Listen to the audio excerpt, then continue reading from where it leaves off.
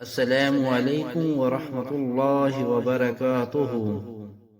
پیارے دوستو، اگر آپ کو حدیث سننا پسند ہے تو اس چینل کو لائک کر کے سبسکرائب کر لیں اور بیل کے بٹن کو دبا دیں۔ شکریہ۔ بسم اللہ الرحمن الرحیم۔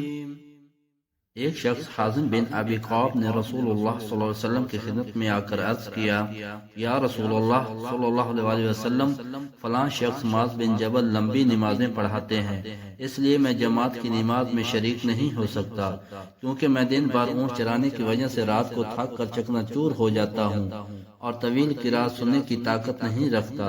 ابو مسعود راوی کہتے ہیں کہ اس دن سے زیادہ میں نے کبھی رسول اللہ صلی اللہ علیہ وسلم کو واز کے دوران اتنا غضبناک نہیں دیکھا۔